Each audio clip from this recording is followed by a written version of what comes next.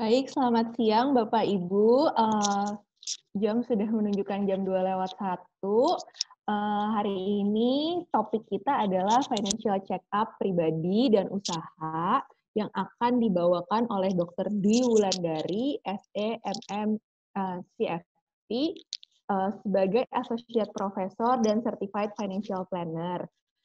Selanjutnya, sesi akan dilanjutkan mengenai pembuatan laporan keuangan menggunakan aplikasi yang akan dibawakan oleh Ibu Mega Nazareta selaku analis senior kelompok pengembangan akses keuangan Departemen Pengembangan UMKM dan Perlindungan Konsumen Bank Indonesia.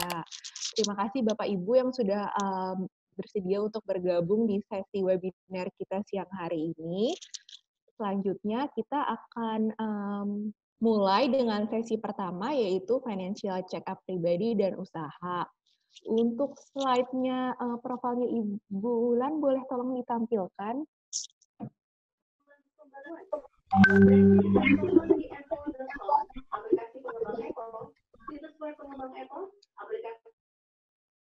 Baik, kita selain sekarang ada di Zoom, peserta yang tidak terakomodir di Zoom, itu kita menyediakan live streaming di Facebook, bisa diakses di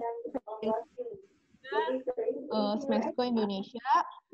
Mas Syukran, tolong bisa di-share ya untuk account Facebook-nya Smesco, supaya apabila ada teman-temannya bermasalah untuk masuk ke dalam Zoom, karena memang pasti Zoom kita ini hanya maksimal 100 orang, dan kita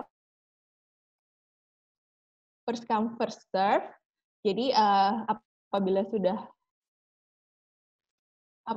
lewat dari 100 orang, maka kita akan alihkan ke live Facebook. Untuk yang di live Facebook, apabila ada pertanyaan yang ingin diajukan, bisa dituliskan juga di kolom chat, atau bagi peserta yang ada di Zoom, bisa dituliskan di kolom chat Zoom. Setelah sesi pertama dan kedua selesai, nanti kami akan membantu membacakan pertanyaan yang akan dijawab oleh Bu Bulan atau Bu Mega. Oke, kelas ini adalah inisiasi Smesco, Kementerian Koperasi, beserta Bank Indonesia, di mana di sini kami berkomitmen untuk memberikan pelayanan atau kelas-kelas yang tidak berbayar untuk koperasi dan UMKM sebagai dalam topik pajak dan pembiayaan.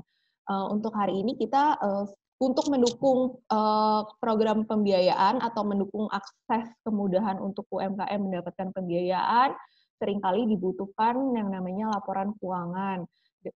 Untuk itu, makanya hari ini kita mengadakan topik bagaimana mengadakan check-up untuk financial check-up untuk keuangan pribadi dan usaha, dan bagaimana menyiapkan laporan keuangan dengan harapan supaya Bapak Ibu UMKM bisa mendapatkan kemudahan setelah memiliki laporan keuangan untuk mendapatkan pembiayaan berupa pinjaman dari bank atau institusi finansial lainnya. Baik, kita bisa ke slide kedua. Baik, oke. Ini profil dari Dr. Dwi Wulandari, SEMM CFP. Beliau adalah Associate Professor dan lulusan S3 Ekonomi Keuangan dari Universitas Brawijaya dan Sandwich Program di University of Queensland, Australia.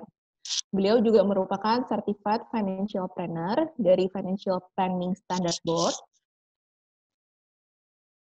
dan pengajar ekonomi moneter, keuangan, perbankan, dan investasi di beberapa universitas, serta Regional Chief Economist BNI Kanwil Malang, tim kerjasama Rektorat Universitas Negeri Malang, Wakil Sekretaris IC Malang, pembina Olimpiade Sains Internasional Bidang Ekonomi, penulis 50 jurnal internasional, mantan Ketua Jurusan Ekonomi Pembangunan di Universitas Negeri Malang, former translator dan training coordinator for Council of Economic Education USA.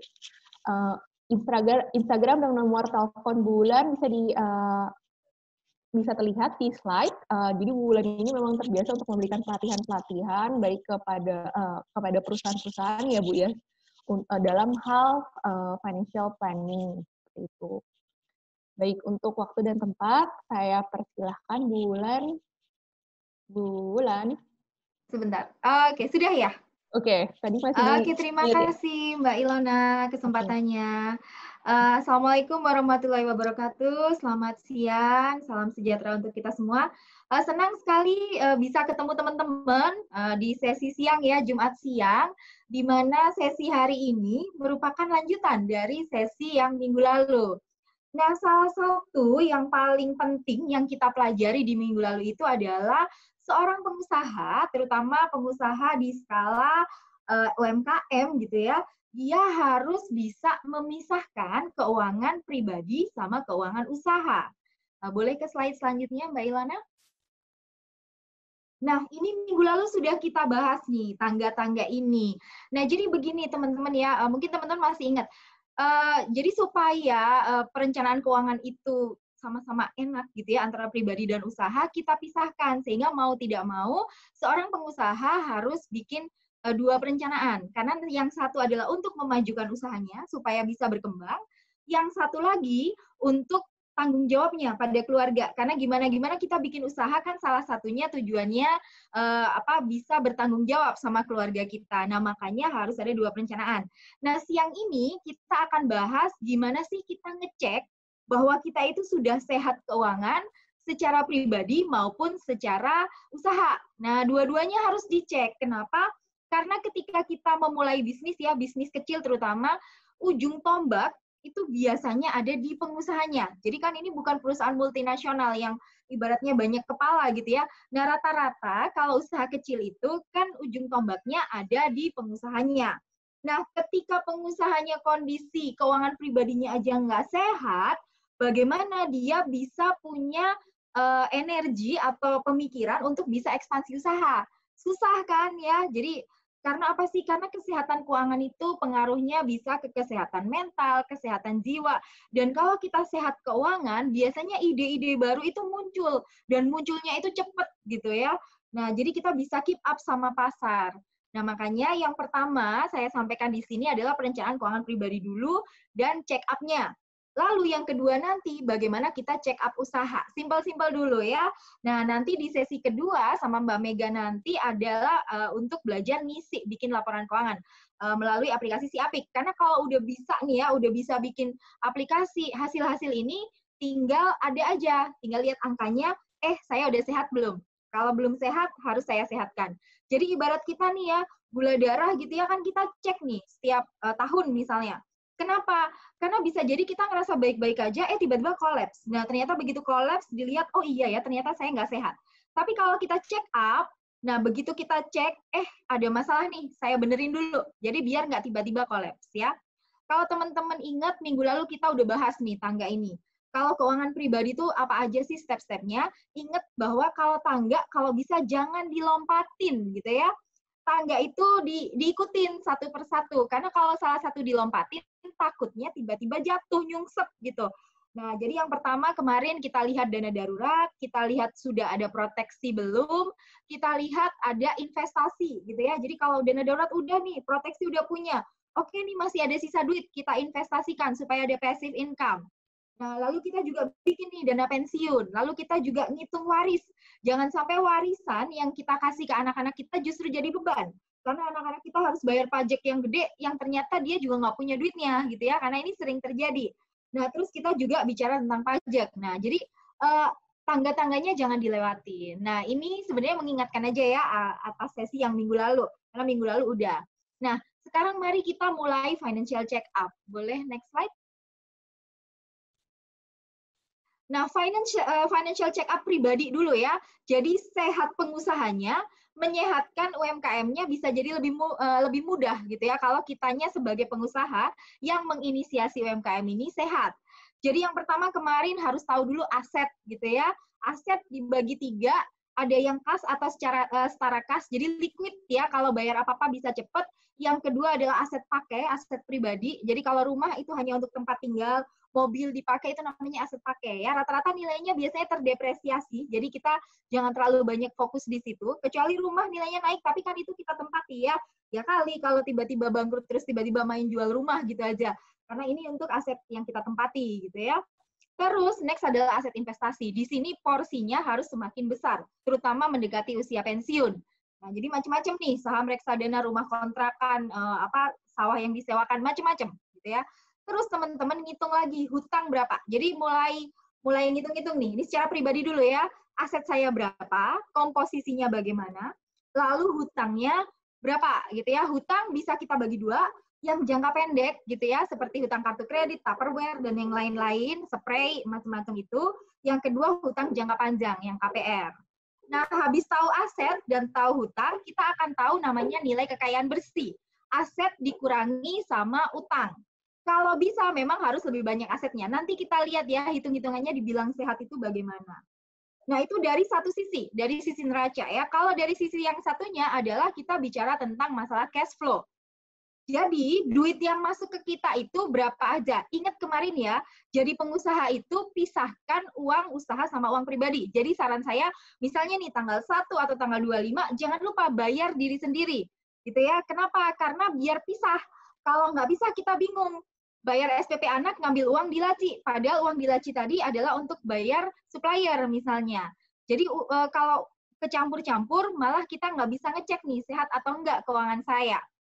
Nah, arus kas keluar, macam-macam ya, pengeluaran kita dalam kehidupan kan macam-macam. Nah, kalau itu dikurangi, ada namanya nilai bersih arus kas masuk.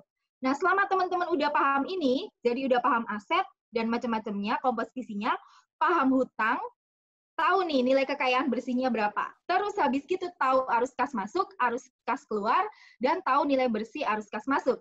Nah, sekarang mari kita cek. Kalau sudah punya ini berapa nih angkanya, mari kita cek untuk bisa dikatakan kita sehat atau tidak sehat. Boleh next slide? Yang pertama nih, nah ini penting banget nih kalau secara individu. Rasio perbandingan hutang terhadap aset. Jadi hutang kita tadi totalnya berapa, teman-teman bagi sama asetnya. Idealnya harus banyakkan aset. Sehingga idealnya kurang dari 50%. Bu, kalau setelah saya cek, kok ternyata di atas 50%, apa yang harus saya lakukan? Lunasi dulu pelan-pelan. Ya mau nggak mau harus begitu, karena ini berbahaya. Karena ketika kita lebih gedean utang daripada aset, ini berbahaya. Apalagi kalau ada kondisi yang tidak kita sangka-sangka. Seperti pandemi sekarang ini. Udah bingung nih ya, mau bayar utang udah bingung banget gitu. Itu satu. Teman-teman cek itu. 2, rasio likuiditas. Nah, ini penting banget. Ingat ya, di masa-masa krisis, masa pandemi, hampir semua bilang cash is king. Nah, jadi uang itu gini, kalau uang itu tunai, itu ada dua sisi. Kalau uang itu tunai dan jumlahnya lumayan, itu enak, karena kita ada apa-apa, ada duit tunai. Tapi kalau jumlahnya kebanyakan, kebesaran, itu kita rugi. Karena uang ini punya daya untuk bikin keuntungan. Ya ibarat gini nih, misalnya simple aja gini. Teman-teman punya 3 miliar gitu ya. Teman-teman punya 3 miliar ditaruh di bawah kasur. 1, dia kalah sama inflasi. 2, 3 miliar itu kalau kita cari instrumen yang paling aman gitu ya, instrumen yang aman banget deh, obligasi pemerintah. 3 miliar itu bisa dapat mungkin 18 juta gitu ya, kalau suku bunga sebelum pandemi ya, kalau sesudah pandemi nanti deh. Habis ini kan ada penerbitan baru nih, kita diinfokan ada turun ya suku bunganya. Nah, tapi ibarat gini loh, ditaruh di bawah kasur, udah kalah sama inflasi, misalnya inflasinya 4%, berarti daya beli uang ini berkurang 4% selama 1 tahun, terus ada resiko macam-macam tadi, plus juga dia akan kehilangan kesempatan dapat profit. Nah, kan sayang banget. Tapi kalau kita nolin nih, saya nggak punya cash sama sekali, kalau misalnya ada sesuatu yang darurat dan mendadak, terus kita mau apa gitu ya, bingung kan, minjem bunganya tinggi. Coba misalnya mau minjem dana yang jangka pendek, pinjol misalnya, itu bisa 0,8% satu hari. Ya, berarti kalau 1 bulan kaliin aja 24% 1 bulan. Kerasa banget gitu ya, apalagi kalau pinjamannya lumayan gede. Nah, jadi di sini pertahankan tetap likuiditas. Berapa, Bu? Biar nggak rugi, supaya nggak bisa dapat untung tadi, sama juga ini kehati-hatian. Nah, rata-rata disarankan kas atau setara kas, teman-teman bagi dengan pengeluaran bulanan. Idealnya 3-6 kali. Jadi kalau pengeluaran bulanan kita biasanya 2 juta, maka seharusnya teman-teman punya kas atau setara kas tadi sekitar 6-12 juta. Cuman karena ini lagi pandemi dan kita nggak tahu sampai kapan, rata-rata hampir semua financial planner menyarankan 12 kali. Jadi kalau pengeluaran bulanannya biasanya 2 juta, 2 kaliin 12, 24 juta harus punya dulu. Ini untuk berjaga-jaga, namanya dana darurat. Terus yang ketiga, rasio kemampuan pelunasan hutang non-KPR. Nah, tadi kan hutang itu udah kita bagi dua nih. Hutang yang jangka pendek sama hutang KPR, biasanya jangka panjang. Nah, kalau KPR itu kan nanti harga rumahnya naik terus. Jadinya mungkin ini masih dalam batas aman. Nah, kalau teman-teman punya hutang Tupperware, punya hutang kartu kredit, hutang spray, hutang gadget, nah ini total pembayaran cicilan jangan lebih dari 15% sebulan. Nah, berarti kalau teman-teman penghasilannya misalnya adalah 10 juta, maka untuk utang-utang yang sifatnya konsumtif tadi itu maksimal di 1.500.000. Atau bahkan kalau bisa nggak usah utang di yang memang barang-barang yang tidak benar-benar dibutuhkan, ya. Nah, yang keempat apa nih? Rasio tabungan. Jadi, seperti minggu lalu saya bilang, habis kita kasih bayaran ke diri kita sendiri di tanggal 1 tadi, maka langsung yang dipotong duluan itu nabung. Jangan dibalik gitu ya, karena kita seringkali dibalik. Oh, saya konsumsi dulu, kalau ada sisa saya tabung. Enggak, harus tertib. Tabungan duluan. Jadi ibaratnya kita bilang pay yourself first. Bayar diri sendiri dulu, gitu ya. Nah, minimalnya itu 10%. Tapi kemarin saya bilang, kalau bisa 30%, kenapa nggak 30%? Karena apa? Begitu kita ada tadi ya, kita tabung, itu sebagian kita bisa gunakan dana darurat. Kalau dana darurat sudah mencukupi, sisanya kita bisa pakai investasi, ya. Lumayan banget uangnya gitu. Daripada kita beli barang-barang yang sifatnya konsumtif. Nah, terus yang kelima, rasio kemampuan pelunasan hutang total. Jadi kalau kita ada cicilan KPR, ada cicilan mobil, cicilan motor, macam-macam, itu maksimal adalah 35% dari pendapatan kita. Nah, jadi ini supaya nggak sampai ada cerita nih, kemarin kan ya lagi heboh, gaji 20 juta, gitu kan, gaji 20 juta, pada saat pandemi turun jadi 10 juta. Ternyata selama ini cicilannya 9.500.000. 45% dari gajinya dia habisin nyicil. Nah, pada saat pandemi bingung gimana bayar cicilan. Akhirnya minta bansos gitu ya, entah itu sindiran atau enggak, tapi itu terjadi gitu loh. Nah, makanya jangan lebih dari 35%. Dan kalau bisa sih sebenarnya di sini adalah kalau bisa kalau ngutang itu ngutang produktif aja. Kalau memang barangnya nggak dibutuhkan dan sifatnya konsumtif, tahan dulu sebenarnya gitu ya. Karena gini, barang itu kalau barang pakai, dia nilainya terdepresiasi. Pada saat kita ngutang, kita kena bunga. Nah, pada saat lunas, itu nilai barangnya udah turun, dan kadang kesenangan kita terhadap barang itu juga udah turun gitu ya. Beli gadget gitu ya, beli iPhone nih. iPhone berapa nih yang paling tinggi sementara? 11 ya? 11 atau 10 ya? Nah, di awal nih, terus kita nyicil nih 1 tahun. Begitu 1 tahun, belum ada setahun, udah muncul lagi jenis iPhone yang baru. Jadi udah wahnya udah hilang. Nah, jadi kalau yang seperti ini, kalau bisa ditahan aja dulu gitu ya. Cari yang produktif dulu. Toh nanti kalau udah financial freedom, beli apapun tuh enak-enak aja karena duitnya ada. Ya, jadi nggak perlu bingung utang karena duitnya ada. Nah, terus yang terakhir adalah rasio perbandingan nilai bersih aset investasi terhadap nilai bersih kekayaan. Tadi kan aset ada 3 tuh. 1 adalah aset liquid, 2 adalah aset pakai, 3 adalah aset investasi. Nah, kalau mau naikin aset, itu di aset investasi. Kenapa? Karena dia nilainya naik terus. Dan kadang bisa kasih passive income sama kita. Yang kadang nggak terakumulasi di investasinya, tapi kita bisa nikmatin nih setiap bulan. Jadi misalnya kayak obligasi ada kuponnya. Nah, di situ idealnya teman-teman harus punya lebih dari 50% dan semakin banyak ketika mendekati masa pensiun. Kalau kemarin nih, saya di Instagram saya bikin analisa nih tentang salah satu artis yang di usia 57 tahun itu dia merasa bangkrut. Nah, terus orang komennya, masa sih usia segitu, masa sih dengan aset segitu bangkrut? Tapi begitu kita breakdown asetnya itu isinya adalah aset pakai sama aset liquid. Jadi liquid yang mungkin kalau kita lihat bunganya nggak terlalu tinggi gitu ya, dia taruh di deposito, bunganya nggak terlalu tinggi untuk gaya hidupnya. Nah, sisanya adalah aset pakai, dan itu nilainya terdepresiasi. Terus nggak dapat job sama sekali selama pandemi, terus bingung harus gimana. Ya dia katakan dirinya bangkrut, ya memang bisa jadi dengan komposisi aset yang seperti itu. Beda cerita kalau komposisi asetnya lebih banyak di aset investasi, karena bisa menghasilkan passive income. Nah, jadi teman-teman kalau mau banyakin aset, di aset investasi. Evaluasi 1-6 ini adalah evaluasi yang paling sederhana, karena sebenarnya ada banyak banget Cuman saya kasih yang paling sederhana untuk mengukur tingkat kesehatan keuangan pribadi kita. Nah, jadi teman-teman bisa mulai nanti pada saat sudah selesai dari acara ini, dicoba nih, saya udah sehat apa belum? Kalau belum sehat gimana Bu? Kejar rasionya sampai sehat. Misalnya nih, kok aset saya kebanyakan numpuk di aset pakai. Nah, berarti harusnya ada yang ada semacam diversifikasi gitu ya ke aset-aset investasi, dikejar aset investasinya. Bu, kok utang saya kebanyakan, lunasin dulu gitu ya. Jadi sehatkan keuangan pribadi supaya kita nggak pusing. Begitu keuangan pribadi sehat, mikirin usaha itu bisa lebih gampang. Boleh next slide?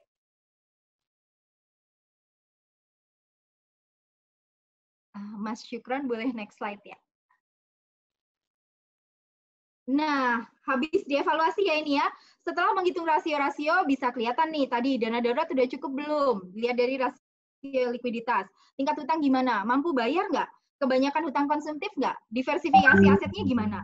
Udah ada persiapan pensiun belum? Aset investasinya gimana? Kenapa sih Bu, umur segini kok udah ngomongin pensiun gitu? Karena itu akan terkait sama alokasi waktu gitu ya. Kalau kita mempersiapkan pensiun itu dari awal, itu yang bisa kita nikmati pada saat kondisi pensiun itu besar. Jadi karena kondisi pensiun itu bisa jadi kita udah nggak mampu untuk bekerja atau pasar kerja udah dipenuhin banyak tenaga kerja atau kita nggak fit untuk bisa melakukan usaha, tapi kadang sekarang ini usia harapan hidup itu panjang. Jadi begitu kita udah nggak kerja lagi, ternyata usianya masih panjang. Nah ini jangan sampai kita ngerepotin anak cucu kita.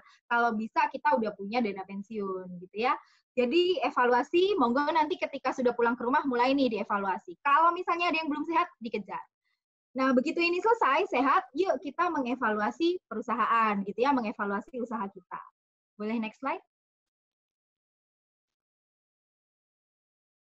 Nah, saya ngomongin dulu pentingnya, gitu ya. Kenapa sih, Bu, manajemen keuangan? Kenapa sih saya harus pakai aplikasi seperti si Apik, gitu ya? Karena ini sangat penting, gitu ya. Kenapa penting? Jadi dengan adanya manajemen keuangan yang maksimal, maka usahanya Bapak Ibu itu bisa tahu nih, satu, aset mana yang menghasilkan pendapatan bagi perusahaan. Jumlah pendapatan yang dihasilkan dari pembelian aset harus seimbang dengan jumlah pendapatan yang dikeluarkan. Sehingga perusahaan dapat melakukan pertimbangan dalam keuangan untuk modal belanja yang akan dilakukan perusahaan. Jadi maksudnya gini nih, misalnya nih ya, saya nambah mesin. Nah, bisa jadi ketika saya tambah satu mesin, itu produktif, saya dapatnya banyak. Nah, ketika nambah mesin kan kita keluar duit.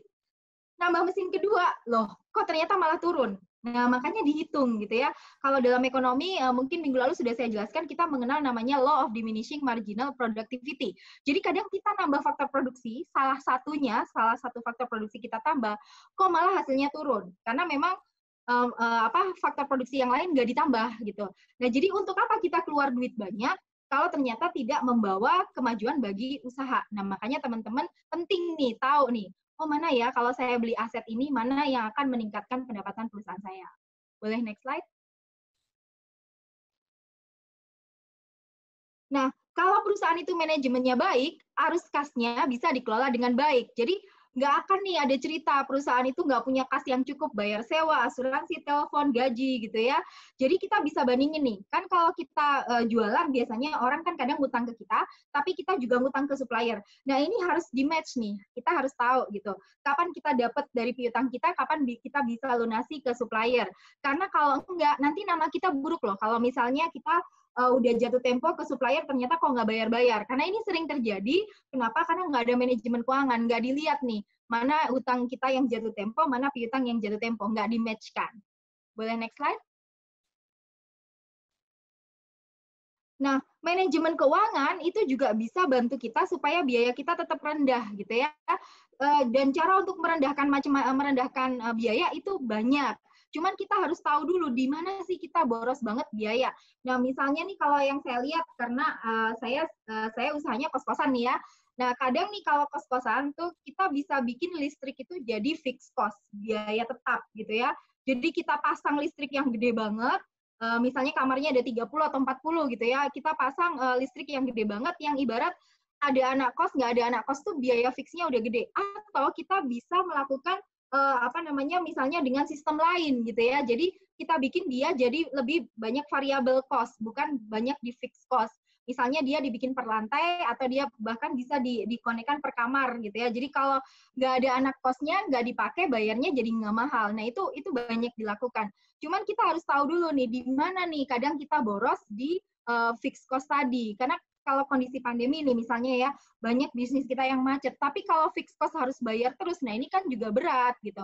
Makanya kalau manajemen keuangan nanti kelihatan di mana sih kita bolong-bolongnya dan mana yang bisa kita hemat.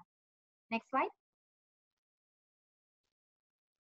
Nah, terus habis gitu kalau teman-teman manajemen keuangannya bagus, itu bisa bantu perencanaan pajak. Jadi nggak sampai kita telat bayar pajak karena duit kasnya nggak ada.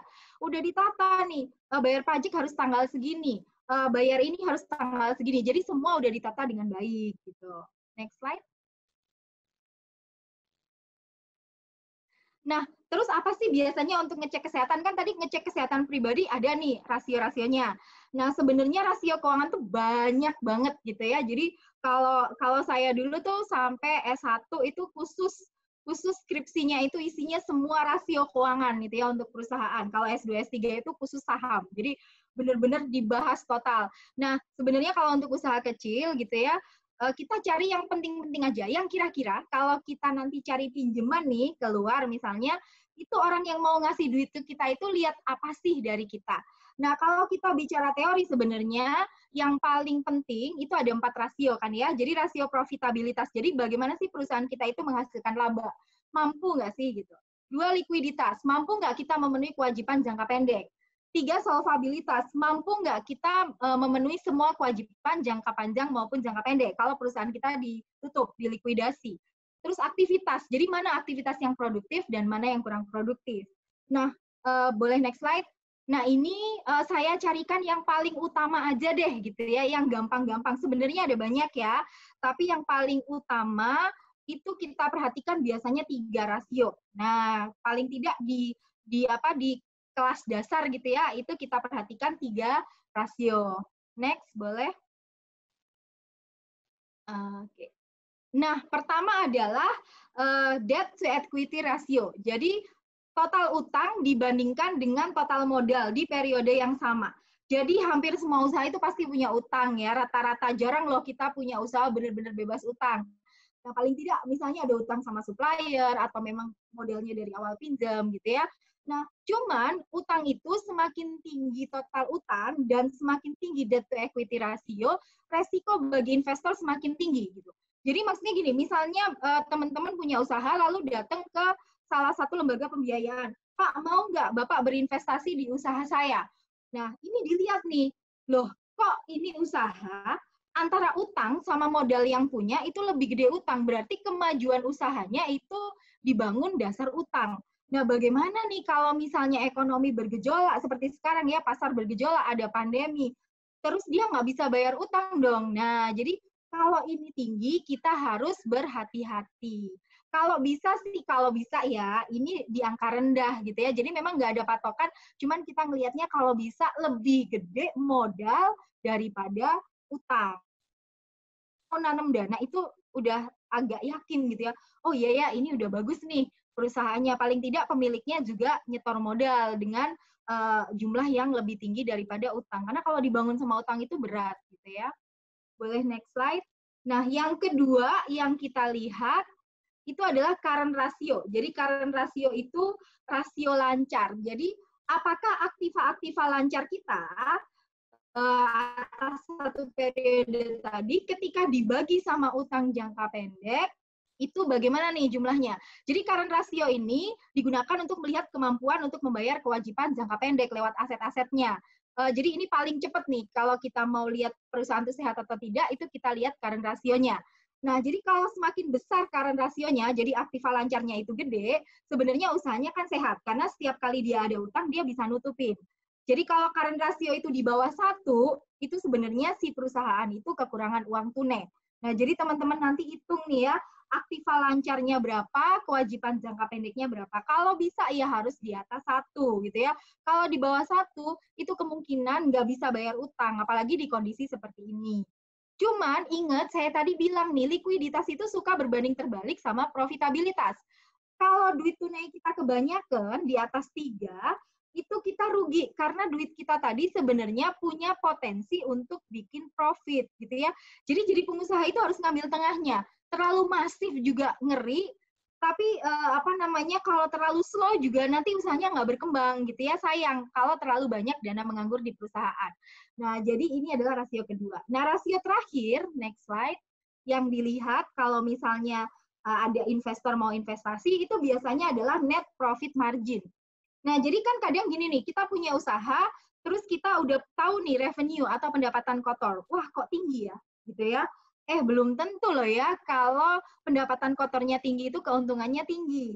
Nah, jadi sebenarnya kita harus lihat dulu pendapatan bersih sebenarnya. Nah, jadi pendapatan kotor tadi, kita kurangi semua biaya dan pengeluaran, itu kan laba bersih.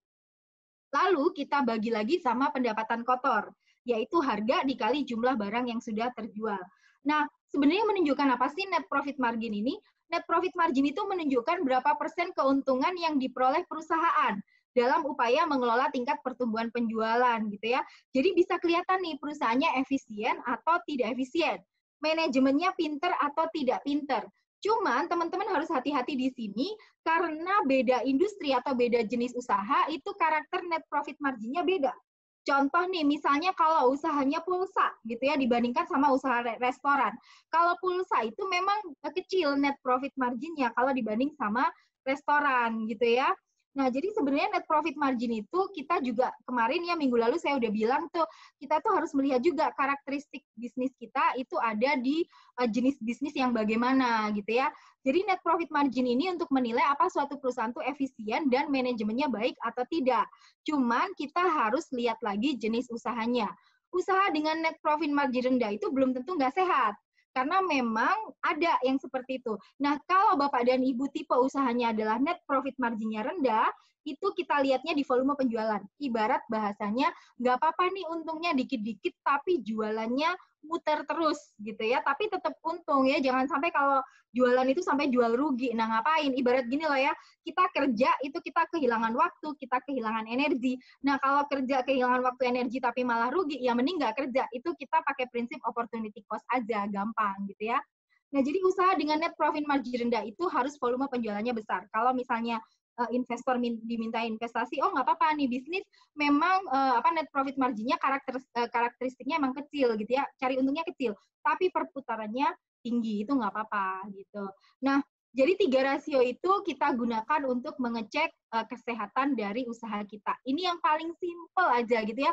Karena kalau terlalu banyak rasio-rasio macam-macam itu malah kita jadi pusing, malah nggak ngecek gitu ya. Jadi kalau saya itu start small, apapun itu start small. Jadi tadi nih, financial check up pribadi yang penting dilakukan. Jadi semua hal gitu ya, semua pelatihan, semua materi, semua edukasi, itu yang paling utama adalah dipraktekkan. Kalau kebanyakan teori biasanya nggak dipraktekkan, karena saya udah 16 tahun ngajar gitu ya, saya tahu banget nih, ketika banyak cuman teori, itu malah nggak praktek. Jadi kalau saya lebih seneng nih, dikit-dikit tapi langsung dipraktekkan. Jadi teman-teman nanti setelah ini ya, setelah nanti bisa ngisi di Siapik bareng Mbak Mega tadi, nanti kan keluar nih angka-angkanya. Lihat dulu tadi ya, udah sehat atau enggak. Dan tetap bikin 2 ya, karena ada financial check up pribadi sama usaha. Karena dua-duanya berkaitan. Kalau pribadi tidak sehat, bagaimana kita bisa mengembangkan usaha yang sehat? Ya, kalau usahanya juga berantakan, juga nggak dapat income pribadi. Nah, begitu dari saya, teman-teman.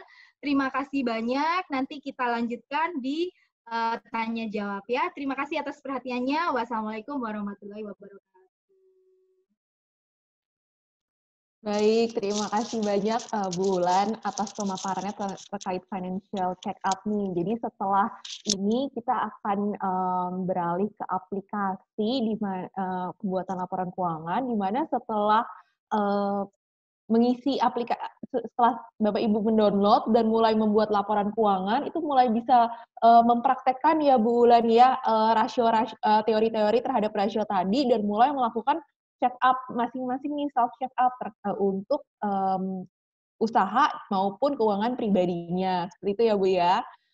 Tentunya kalau misalnya tidak ada laporan keuangan untuk melakukan analisa rasio-rasio atau melakukan check up pribadi ini sulit ya Bu ya, karena kita butuh itu berdasarkan dari data-data laporan keuangan. Oke. Baik, terima kasih banyak Bu Wulan. Selanjutnya saya akan beralih ke Bu Mega, di mana Bu Mega akan memaparkan nih bagaimana sih cara membuat laporan keuangan secara sederhana aja ya Bu ya, tanpa perlu memahami prinsip-prinsip akuntansi, debit, kredit, jurnal pembalik, jurnal adjustment, dan sebagainya. Tapi simple melalui aplikasi, tinggal kita input data entry aja ya Bu ya, berarti ya. Data entry bisa keluar laporan keuangan, sehingga Bapak Ibu bisa melakukan check up untuk keuangan pribadi maupun usahanya. Dan apabila nanti ada keperluan untuk mendapatkan pembiayaan, bisa juga laporan keuangan itu digunakan untuk mengajukan pembiayaan ke bank misalnya. Baik, Bu Mega, untuk waktu dan tempat saya persilahkan. Terima kasih Mbak Ilona. Selamat siang Bapak Ibu semua. Perkenalkan saya Mega Nazareta dari Departemen Pengembangan UMKM dan Perlindungan Konsumen Bank Indonesia. Kali ini saya bersama rekan saya Mbak Novita Marcelina akan sharing kepada Bapak Ibu semua terkait sistem informasi aplikasi pencatatan keuangan yang kami beri nama SIAPIK. Sebelum masuk ke aplikasi SIAPIK, mungkin Mbak Novi bisa di-share tayangannya, Mbak?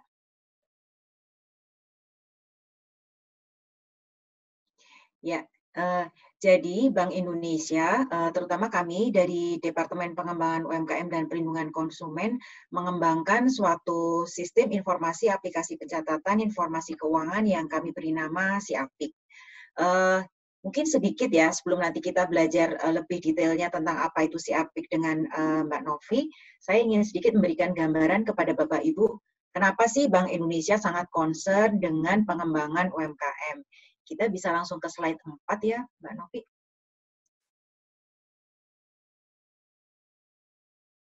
Nah, kalau kita lihat di tayangan ini, UMKM itu perannya sangat besar di perekonomian. Jadi kalau kita lihat dari sisi pangsa, jumlah usaha di Indonesia ini, usaha UMKM ini pangsanya sebesar 99,99% dibandingkan dengan usaha besar yang jumlahnya sekitar 5.400-an unit. Jadi memang sangat luar biasa ya potensinya terhadap perkembangan perekonomian di Indonesia. Dari sisi penyerapan tenaga kerjanya pun UMKM ini menyerap hampir sekitar 97% tenaga kerja dibandingkan dengan usaha besar yang menyerap tenaga kerja hanya sekitar 2,95%. Untuk sumbangan ke produk domestik bruto di Indonesia, sumbangan UMKM mencapai lebih dari 50% dibandingkan dengan usaha besar yang hanya sekitar 37,07%. Ya, next slide, Mbak. Kalau kita lihat di sini, dari hasil simulasi yang sudah dilakukan oleh Kementerian Koperasi dan UMKM, kalau 2,5% saja UMKM itu naik kelas, maka itu akan setara dengan kurang lebih 468 triliun sumbangannya, atau PDB real di tahun 2018 akan bisa tumbuh sebesar menjadi 5,88%. Nah, ini tentu saja suatu hal yang sangat potensial ya. Makanya kenapa kita sangat concern dengan pengembangan UMKM ini. Selain itu, di next slide, untuk usaha UMKM ini sudah terbukti bahwa bisnis UMKM ini adalah memiliki daya tahan terhadap krisis. Jadi ini sudah memang terbukti ya bahwa memang usaha UMKM ini terbukti lebih memiliki daya tahan terhadap krisis dibandingkan dengan usaha-usaha besar. Next slide.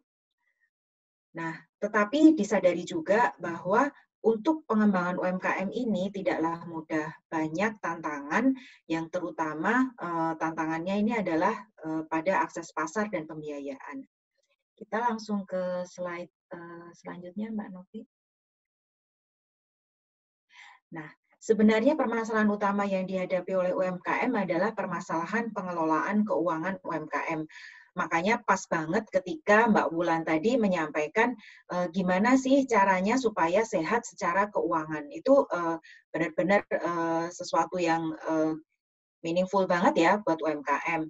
Nah, tetapi sebelum ke sana, sebenarnya permasalahan pengelolaan keuangan UMKM ini basic dari permasalahannya adalah karena memang UMKM ini masih memiliki kesulitan ataupun belum terbiasa melakukan pencatatan keuangan dan transaksi kegiatan usahanya. Kalaupun sudah melakukan pencatatan, biasanya masih dilakukan secara manual. Nah, selain itu, karena mungkin UMKM juga merasa melakukan pencatatan ini semacam suatu hal yang mungkin menyulitkan, ribet, dan lain-lain. Saya kan sibuk kerja, dan lain-lain ya. Jadi merasa kalau misalnya saya beli ulakan misalnya berapa, saya jual sekian, kan saya udah untung gitu sudah. Tapi apalagi untuk UMKM yang melakukan kegiatan sendiri ya, maka tenaga kerjanya juga kadang tidak dihargai. Nah, hal-hal kebiasaan-kebiasaan seperti inilah yang sebenarnya menjadikan UMKM itu menjadi sulit untuk mengukur kinerja keuangan usahanya. Mengukur kinerja keuangan usahanya saja masih sulit, apalagi untuk perencanaan pengembangan usahanya. Nah, di dalam level tertentu untuk pengembangan usaha, apabila UMKM itu membutuhkan tambahan pembiayaan, untuk akses ke perbankan atau lembaga keuangan pun seringkali masih sulit. Karena sebenarnya dari perbankan yang dibutuhkan itu kan sebenarnya analisis untuk mengetahui kondisi usaha UMKM sebelum memberikan pembiayaan. Nah, perbankan supaya bisa menganalisis kondisi usaha UMKM, tools-nya adalah laporan atau pencatatan keuangan yang baik, sehingga memudahkan perbankan untuk menilai sebenarnya kapasitas atau kemampuan UMKM untuk melakukan pengembangan usaha atau pembayaran hutangnya itu sebenarnya berapa sih? Itulah yang sebenarnya dibutuhkan oleh perbankan. Nah, dari situ Bank Indonesia sebenarnya mencari alternatif solusi yang terbaik bagi UMKM, terutama kalau dari Bank Indonesia juga sangat concern terhadap peningkatan akses pembiayaan UMKM. Di satu sisi kami mendorong perbankan agar memberikan pembiayaan kepada UMKM, tapi di sisi lain UMKM juga harus disiapkan supaya bisa lebih bankable. Nah, di sini karena ternyata basic permasalahannya adalah di pencatatan keuangan, maka Bank Indonesia berusaha bagaimana sih caranya supaya UMKM ini bisa melakukan pencatatan pembukuan secara mudah tanpa harus punya pengetahuan tentang akuntansi, jurnal, neraca, dan lain-lain, tetapi tetap bisa menghasilkan suatu laporan keuangan yang informatif, baik bagi diri sendiri untuk keperluan pengembangan usahanya, seperti yang disampaikan Mbak Wulan tadi, ataupun ke pihak eksternal dalam rangka akses pembiayaan misalnya. Laporan keuangan yang dihasilkan akan bisa menjadi bahan analisa bagi perbankan atau lembaga keuangan lainnya pada saat akan memberikan pembiayaan kepada UMKM. Nah, di sini Bank Indonesia akhirnya mencoba mengembangkan suatu aplikasi pencatatan pembukuan yang bisa diakses oleh UMKM baik melalui gadget maupun melalui desktop. Untuk mengembangkannya, kami bekerja sama dengan Ikatan Akuntan Indonesia supaya laporan keuangan yang dihasilkan dari si APIK ini nantinya sesuai dengan standar akuntansi Indonesia. Nah, next slide, Mbak. Nah, sebenarnya next slide, Mbak Novi. Nah, ini sebenarnya sudah disampaikan oleh Mbak Wulan tadi ya, bahwa untuk pengelolaan keuangan itu sebenarnya kan harus seimbang antara pemasukan dan pengeluaran. Dan tujuannya pun slide sebelumnya Mbak Novi. Nah, sebenarnya laporan keuangan ini sangat bermanfaat untuk pengambilan keputusan investasi maupun keputusan pendanaan. Karena bila kita sudah melakukan pencatatan dengan baik, nantinya akan kelihatan sebenarnya tambahan modal yang kita butuhkan berapa, kemampuan kita untuk membayar hutang berapa. Nah, dari situlah tujuan untuk pencatatan laporan keuangan ini. Nah, untuk selanjutnya, untuk mengetahui sebenarnya apa sih si APIK itu, kayaknya lebih enak kalau kita nonton video yang berikut ini. Silahkan, Mbak Novi.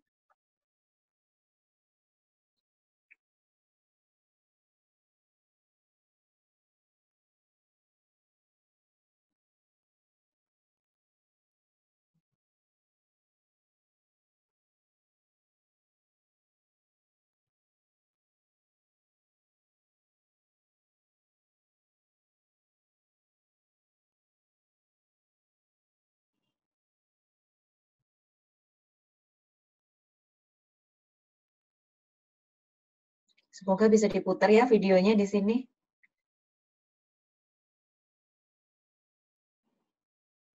Udah keputar belum ya, Mbak?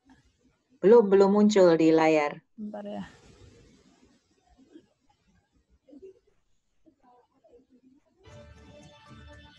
Sekarang udah muncul belum, Mbak? Baru suaranya ya? Baru suaranya aja ya? Iya. Sebentar. Udah di share.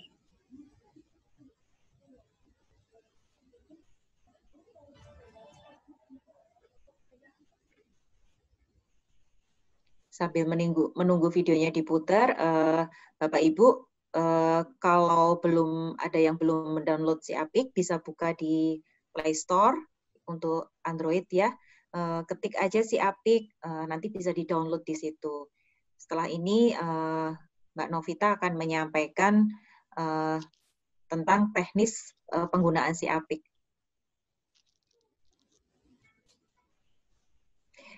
Iya Bapak Ibu, jadi tadi yang ada di video itu adalah benar-benar UMKM yang sudah memanfaatkan si Apik ya, dan mereka sudah merasakan manfaatnya si Apik. Memang untuk di tahap awal pastinya akan muncul komentar-komentar biasanya. Kenapa sih ini ribet, banyak data yang harus diinput dan lain-lain. Tapi sebenarnya itu di awal saja ya Bapak Ibu. Di awal saja, nanti ketika Bapak Ibu sudah terbiasa menggunakan menginput transaksi usahanya di sini, maka Bapak Ibu akan merasakan manfaatnya, kemudahan-kemudahan yang didapat dengan memanfaatkan aplikasi si Apik ini. Nah, untuk mempermudah UMKM juga, kami di sini si Apik ini kami bagi dalam beberapa sektor, karena memang masing-masing sektor itu memiliki spesifikasi sendiri-sendiri ya untuk pencatatan laporan keuangannya. Nah, untuk selanjutnya saya persilahkan Mbak Novita untuk sharing terkait aplikasi teknis si Apik ini. Silahkan Mbak Novi. Ya, terima kasih Mbak Mega atas kesempatannya. Selamat siang Bu Wulan, Mbak Ilona. Di sini saya mau menyampaikan terkait dengan aplikasi si Apiknya sendiri. Sebenarnya aplikasi si Apik sendiri terdiri dari si Apik Mobile dan si Apik Desktop yang tadi sudah disampaikan pada dari video tadi. Nah, di sini saya mau mencoba mempraktekkan dengan menggunakan si Apik Desktop. Si Apik Desktop sendiri bisa diakses oleh teman-teman UMKM melalui www.bi.go.id si Apik /si Apik. Nah, di sini kalau untuk menggunakan si Apik Desktop, Bapak Ibu bisa untuk yang awal banget nih bisa pakai klik daftar di sini. Daftar ini dimanfaatkan untuk inquiry bahwa UMKM itu memang memiliki akun untuk masuk ke si Apik. Jadi nanti bisa diisi untuk nama lengkapnya, misalnya ini nama saya ya Bapak Ibu ya. Terus nanti username-nya silakan dimasukkan,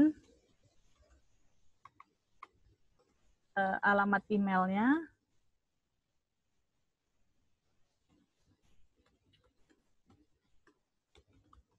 kemudian nomor KTP dan NPWP ini dipastikan maksimal hanya 16 digit. Kenapa harus ada nomor KTP atau NPWP di sini? Sebenarnya itu untuk konfirmasi password. Jadi di sini kan nanti ada password yang harus di-create oleh Bapak Ibu, yaitu berupa angka, karakter spesial, dan huruf besar dan huruf kecil itu maksimal sebanyak 8 karakter. Kita coba bikin passwordnya, misalnya kita bikin apik 1, 2, 3, 4 bintang pagar. Konfirmasi password juga sama. Itu tadi maksudnya kenapa harus ada nomor KTP-nya. Jadi jika Bapak Ibu lupa dengan nomor passwordnya atau sandi password di sini, nanti bisa memulihkannya dengan menggunakan nomor KTP ini. Kita coba klik daftar sekarang. Nah, nanti akan keluar halaman seperti ini. Nah, Bapak Ibu bisa klik tutup. Nanti ditutup saja. Nah, nanti di sini Bapak Ibu bisa pilih sektornya. Di si Apik ini kita tersedia ada jasa, perdagangan, manufaktur. Nah, di sini yang unik nih, manufaktur itu bukan cuman untuk misalnya kayak industri yang seperti apa ya, sebenarnya kayak industri pengolahan cookies, terus misalnya pengolahan batik, pengolahan kain, dan lain sebagainya, itu bisa digunakan sektor manufaktur ini. Untuk pertanian, peternakan, perikanan tangkap, perikanan budidaya, dan perorangan kami sediakan di sektor si Apik ini. Nah, untuk siang hari ini kita coba untuk sektor perdagangan dahulu ya Bapak Ibu ya. Kita klik sektor perdagangannya. Kemudian jika Bapak Ibu ada nih, misalnya logo perusahaannya yang mau dimasukkan, Bapak Ibu bisa klik pilih gambar ini, kemudian di-submit aja gambar logo perusahaannya.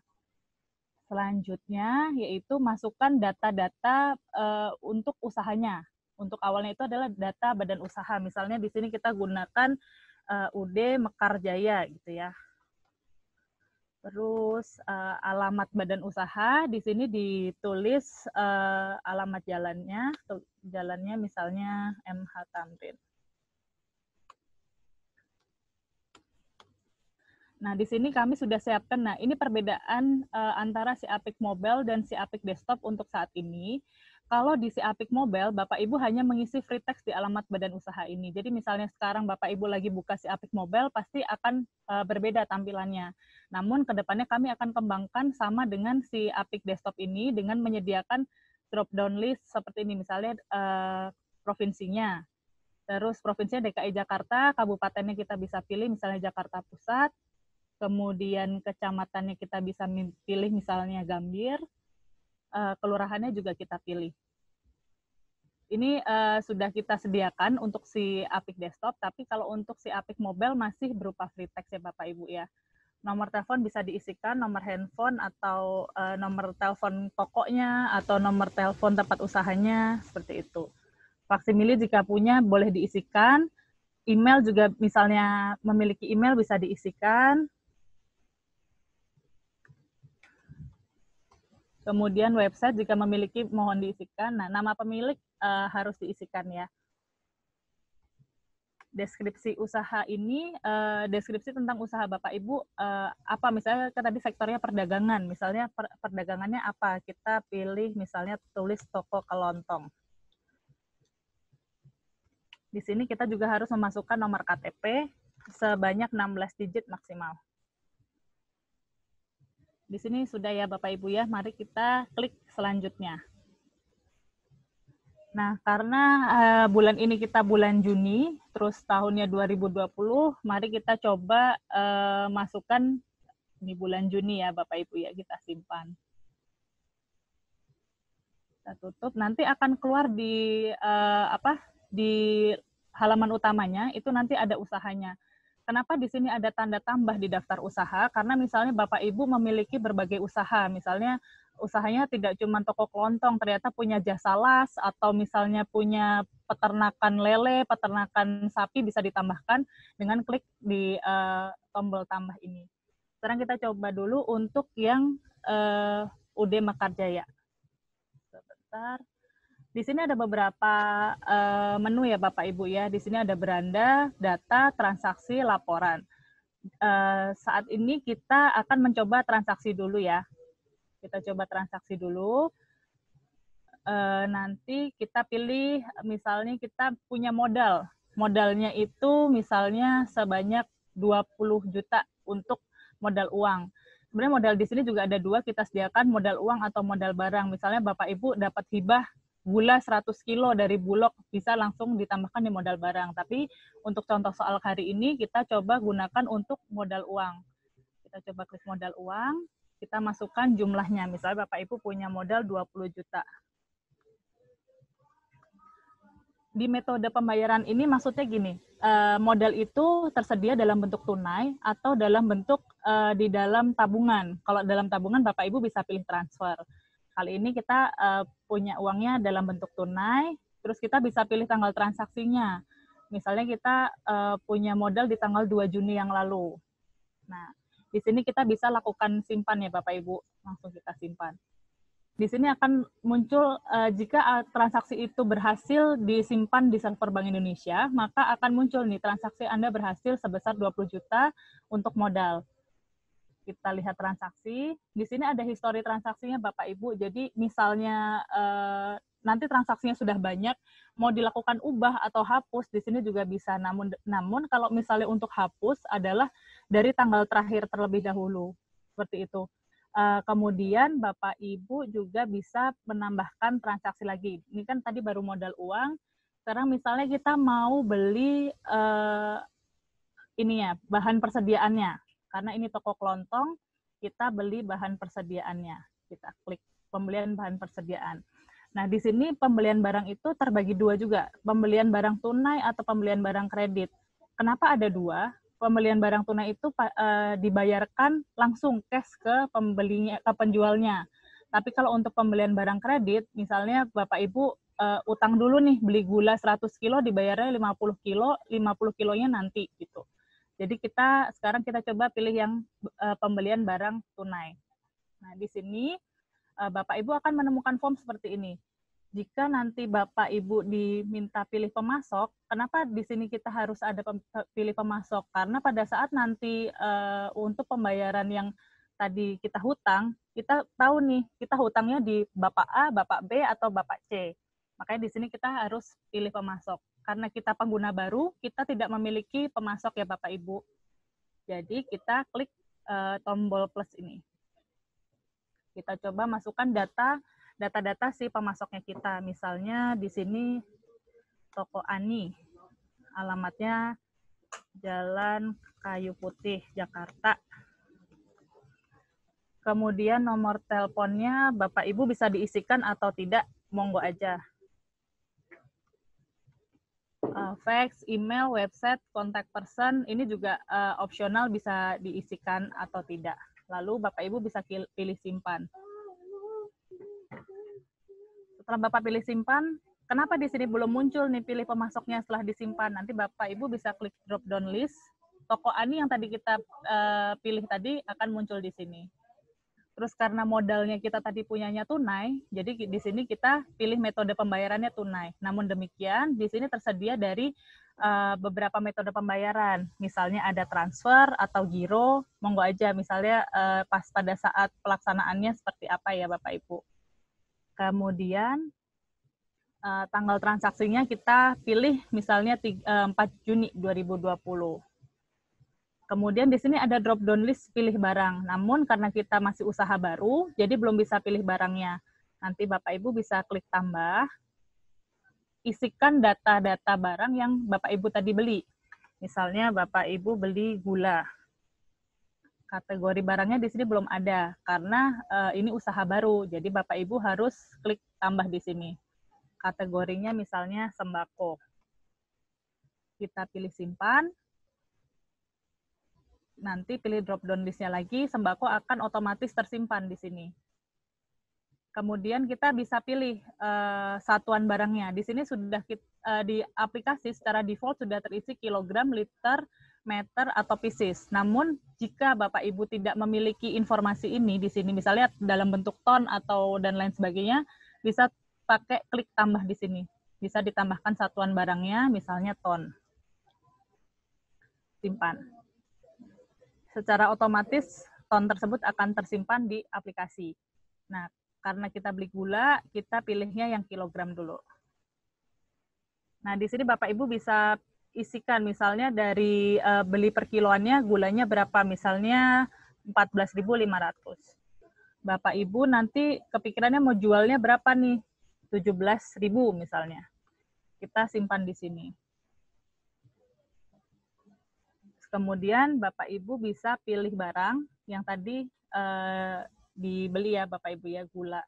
Nanti akan secara otomatis aplikasi menginformasikan berapa jumlah barang yang Bapak Ibu beli, misalnya 100 kilo. Kita tambahkan. Di sini secara otomatis akan muncul 1.450.000. Jadi ini sudah otomatis dari aplikasi. Nah, perbedaan lagi di si Apik Desktop dan si Apik Mobile. Kalau di si Apik Desktop ini tersedia bisa untuk multi produk. Sehingga misalnya pembeliannya tidak gula saja bisa kita tambahkan lagi di sini. Kita misalnya beli beras, kategorinya sembako, kemudian satuan barang kilo juga, harga belinya misalnya 17.000, harga jual 20.000. Lalu kita simpan, nanti kita pilih barangnya, di sini ada beras. Misalnya kita beli 50 kilo, kita lakukan tambah. Nah, ini perbedaannya kalau misalnya Bapak Ibu sekarang lagi buka si Apik Mobile, di sini tidak bisa di si Apik Mobile tidak bisa multi produk. Namun di si Apik Desktop kita bisa menggunakan multi produk dengan satu pemasok yang sama. Misalnya toko Ani, kita bisa beli gula, beras, dan lain sebagainya. Setelah selesai, Bapak Ibu bisa lakukan simpan. Jika transaksi tersebut berhasil, akan muncul notifikasi seperti ini. Kita bisa lihat transaksi, jadi kita sudah punya 2 transaksi. Jadi tadi ada modal dan pembelian tunai. Sekarang kita coba lakukan penjualan ya Bapak Ibu ya. Kita masuk lagi ke menu transaksi. Terus di sini ada penjualan. Kita akan melakukan penjualan. Nanti kita coba, karena kita jualnya langsung secara tunai di toko kita, jadi kita pilih penjualan barang tunai. Di sini kita tidak bisa menemukan nama pelanggan karena balik-balik lagi kita tadi masih menggunakan usaha baru. Jadi kita harus bikin database-nya dulu, kita klik tambah, kita masukkan nama pelanggannya. Misalnya namanya Bella. Alamatnya Semarang, nomor telepon, dan lain sebagainya. Jika tidak memiliki data tersebut bisa dikosongkan. Nanti kita klik simpan. Kemudian nama Bella pasti akan muncul di database. Tanggal transaksi kita pilih tanggal 6 Juni.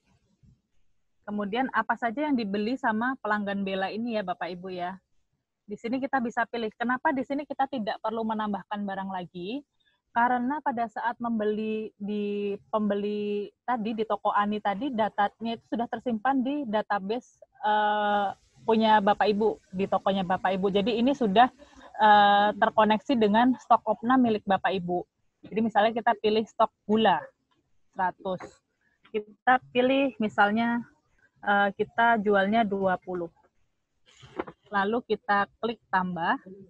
Nah, kenapa di sini sudah muncul angka 17.000 Bapak Ibu? Karena tadi pada saat kita pembelian barang, sudah kita masukkan harga jualnya.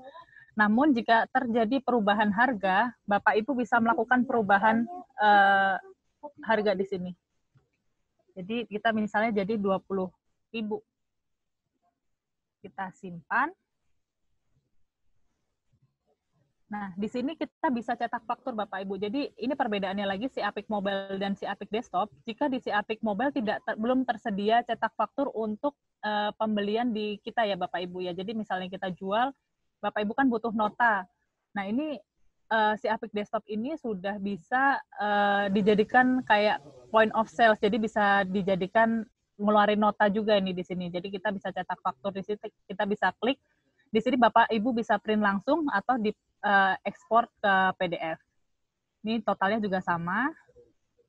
Sekarang kita kembali lagi. Nah, setelah dari hasil transaksi 3 transaksi kita tadi, kita coba ke menu laporan ya Bapak Ibu. Kita bisa lihat di sini ada beberapa menu laporan.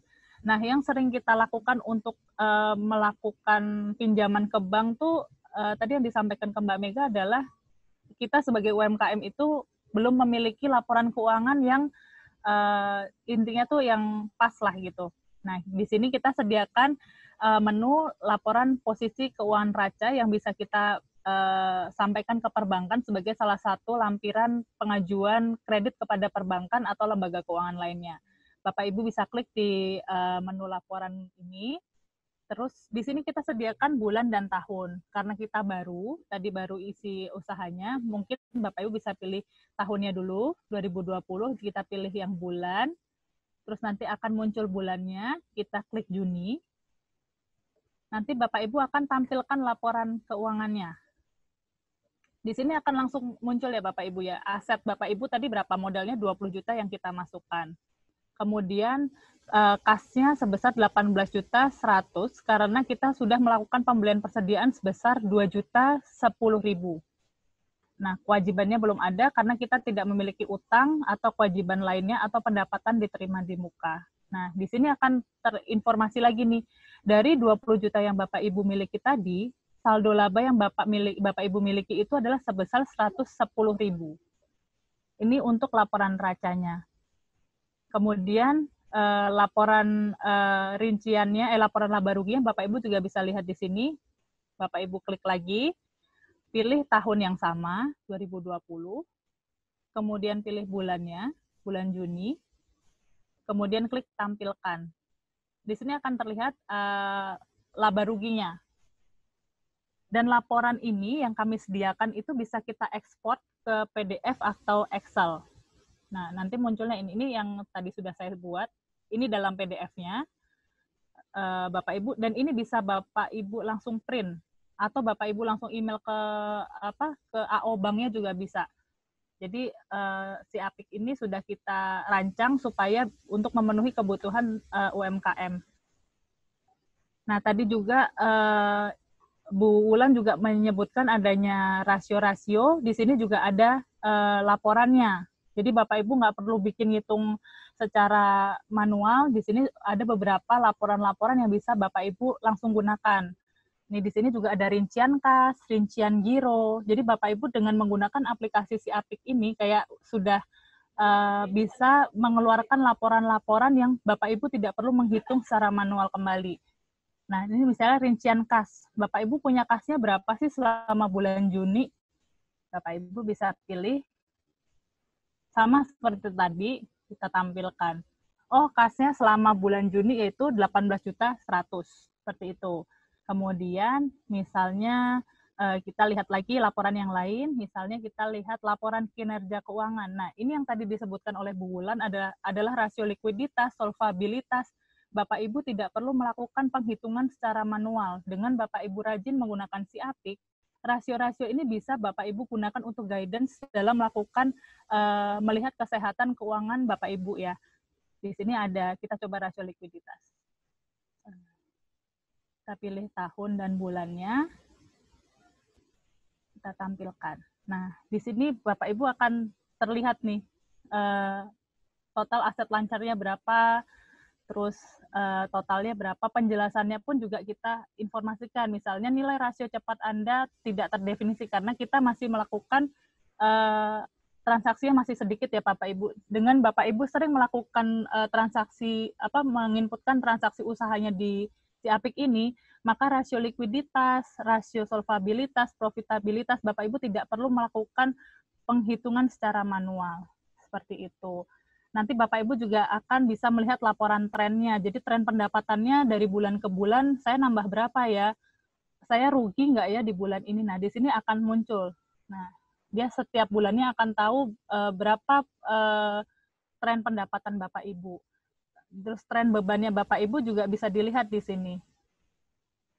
Bebannya di bulan apa yang paling banyak misalnya. Misalnya di bulan Juni bebannya banyak, kenapa? Nah, ini nanti di sini akan terlihat. Nah, kenapa tadi bisa lihat, mau lihat kenapa beban saya kok banyak banget ya di bulan Juni, nanti Bapak Ibu bisa lihat nih laporan analisis beban usaha tahunan. Di tahun 2020 Bapak Ibu bisa lihat beban saya selama setahun itu terbesar di mana ya. Nah, ini di sini ada beban air, beban transportasi.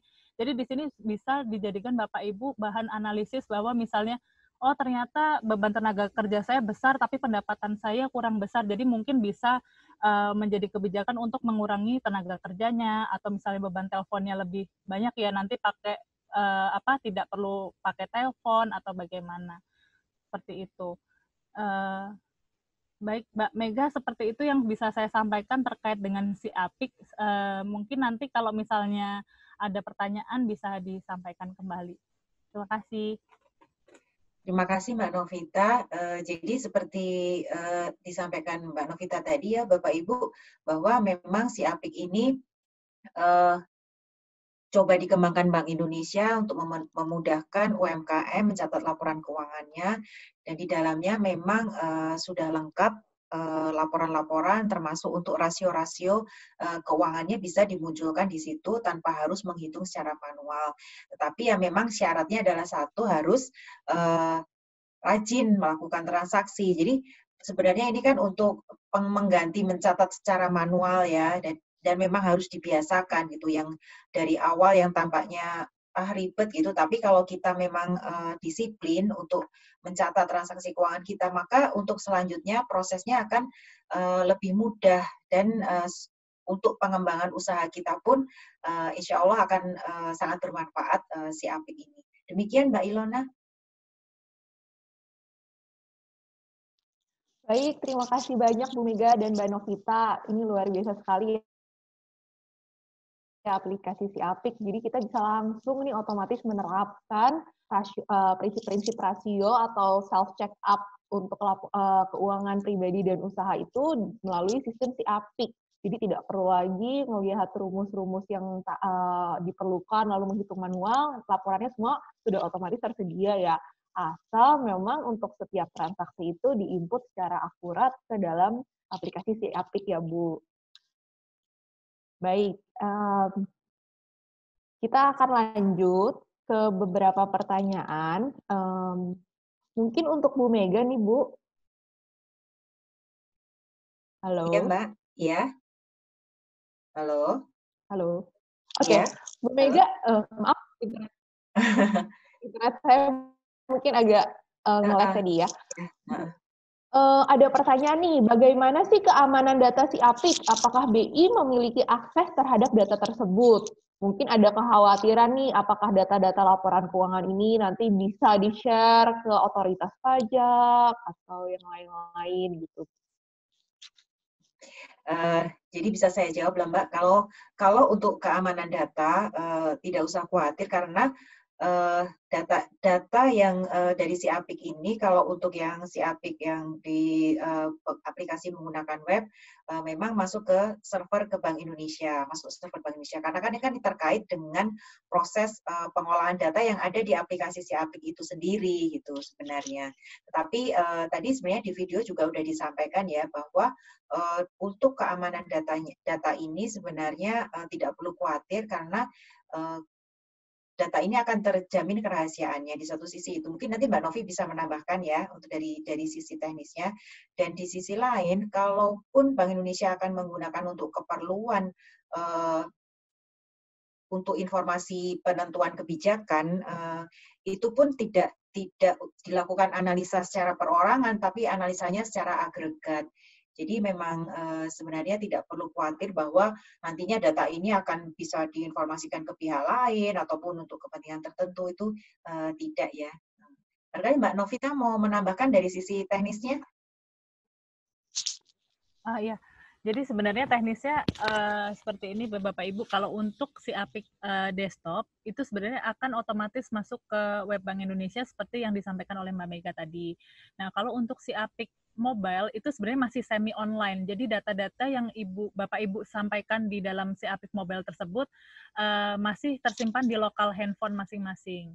Namun demikian, jika Bapak Ibu rajin menggunakan nih selama 3 bulan dengan minimal transaksi 10 kali transaksi per bulannya, itu secara otomatis akan tercapture sama server Bank Indonesia. Namun demikian akan ada informasi bahwa apakah datanya mau diambil oleh Bank Indonesia atau tidak, seperti itu. Tapi di sisi lain kalau misalnya datanya tidak disimpan di Bank Indonesia atau bagaimana handphonenya rusak atau dan lain sebagainya, itu mungkin Bapak Ibu bisa melakukan backup dan restore sebagaimana yang tadi kita sampaikan di video. Di si Apik Mobile itu kita siapkan data backup dan restore. Jadi karena data tidak tersimpan di server Bank Indonesia, Bapak Ibu harus rajin tuh melakukan backup restore. Kalau misalnya sebenarnya ada plus minusnya sih menggunakan si Apik Mobile dan si Apik Desktop ini. Kalau si Apik Mobile itu memang ada orang yang memang tidak mau men-share laporan keuangannya ke pihak lain. Nah, itu mungkin bisa menggunakan si Apik Mobile gitu. Tapi di sisi lain kalau misalnya handphonenya rusak atau terkendala di Play Store-nya dan lain sebagainya, bisa jadi data transaksi keuangan Bapak Ibu akan hilang karena tidak tersimpan di server Bank Indonesia, seperti itu. Nah, kalau dengan menggunakan si Apik Desktop, yang web tadi saya coba operate di sini, itu datanya akan tersimpan di Bank Indonesia. Nah, misalnya laptop rusak atau dan lain sebagainya, karena kita murni menggunakan internet service, jadi Bapak Ibu tidak perlu khawatir datanya hilang, pasti akan terbackup oleh server Bank Indonesia. Nah, balik lagi tadi yang dari Mbak Mega sampaikan, data yang tersimpan di server Bank Indonesia kami tidak gunakan secara individual, namun untuk analisa kebijakan kita akan menggunakan data secara agregat dari teman-teman UMKM yang sudah lakukan penginputan. Demikian Bu Mega, Mbak Ilona. Baik, terima kasih Mbak Novita dan Bu Mega. Ada pertanyaan selanjutnya nih, Bu. Kenapa aplikasi si Apik ini begitu tahap input data perusahaan tidak bisa dilanjutkan? Tahun lalu saya juga nggak bisa dan barusan saya coba lagi masih gagal. Ini pertanyaan dari Ibu Novita ya, sehingga akhirnya berpindah ke aplikasi yang lain nih, Bu. Ini pertanyaan terkait teknis ya. Kalau ini langsung ke Mbak Novi aja, barangkali bisa dijawab Mbak untuk yang perusahaan Mbak. Oh ya, jadi beberapa teman-teman UMKM memang terkendala seperti itu. Biasanya mostly mereka menggunakan si Apik Mobile. Kenapa? Sering tidak tersimpan datanya, misalnya gagal gitu ya dilakukan penyimpanan ke ke aplikasi. Karena si Apik Mobile itu yang tadi saya sampaikan, dia menggunakan local driver di handphonenya.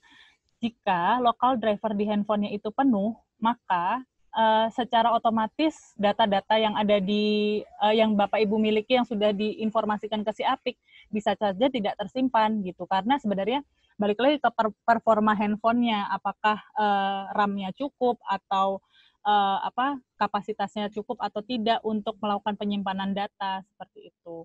Jadi memang perlu diperhatikan, misalnya memorinya penuh, ya memang kita tidak bisa si aplikasi itu dilakukan penyimpanan. Nah, misalnya Bapak Ibu pengen banget nih pakai si Apik, tapi kok terkendala nih di si Apik Mobile, makanya kita mengeluarkanlah si Apik Desktop tadi, yang insya Allah sih tidak ada gangguan untuk penyimpanan data, karena memang itu langsung terhubungan dengan internet, seperti itu, Mbak Ilona. Baik, terima kasih Mbak Novita. Selanjutnya ada pertanyaan dari Sri Joko. Bagaimana jika harga pembelian berbeda antara supplier? Itu bisa diedit ya Bu ya, per supplier ya? Untuk harga pembeliannya, misalnya beli beras dari supplier A, harganya berbeda dari supplier B. Ya, Mbak Ilona, saya bantu jawab. Jadi kalau misalnya yang tadi saya praktekkan, jadi untuk data harga itu bisa kita lakukan perubahan. Jadi misalnya tidak hanya melakukan perubahan pada saat, misalnya nih, supplier A kita belinya 10.000 untuk gula per kilonya. Supplier B harganya 20.000. Nah, kita bisa lakukan perubahan harga tersebut pada saat kita melakukan penginputan. Nah, di sisi lain ada lagi nih kasus, misalnya kita sudah beli di supplier A harganya 10.000. Pas cek nota dari supplier A tersebut, ternyata harganya 12.000. Waduh, saya salah input nih. Gimana ya? Nah, Bapak Ibu nggak perlu khawatir nih. Bapak Ibu bisa buka, tadi yang tadi saya sampaikan itu Bapak Ibu bisa buka di menu laporan, di histori transaksi. Nanti di histori transaksi itu Bapak Ibu bisa melakukan ubah atau hapus. Jadi bisa dilakukan perubahan. Nah, tapi kalau untuk melakukan penghapusan, itu tidak bisa langsung tuh melakukan penghapusan. Bapak Ibu harus melihat dari akun yang Bapak Ibu hapus itu sudah ada koneksi yang lain nggak? Misalnya beli gula, tadi gulanya udah dijual belum ya? Nah, kalau gulanya ini udah dijual, otomatis si pembelian ini tidak akan bisa dihapus karena sudah digunakan stoknya sudah digunakan untuk pembelian. Jadi memang harus cermat-cermat juga untuk teman-teman UMKM dalam melakukan penginputan di aplikasi si Apik ini. Oke, baik Mbak. Ternyata kalau misalnya mau dihapus, stoknya sudah dijual ternyata, itu berarti pas di aplikasi itu akan muncul notifikasi bahwa tidak bisa dihapus atau tidak bisa diedit gitu ya Mbak ya? Iya, karena itu sebenarnya juga dasar akuntansi juga kan ya Mbak. Ya maksudnya kalau kita melakukan penghapusan salah satu akun itu kan juga harus ada penyesuaiannya. Betul. Nah, di aplikasi kami itu memang kita khawatir teman-teman UMKM sulit nih melakukan penyesuaian penjurnalan dan lain sebagainya. Makanya harus diketahui bahwa si produk A ini tadi sudah dilakukan penjualan belum. Kalau misalnya sudah terkoneksi begitu, ya harus dicari dulu satu-satu gitu. Oke, baik.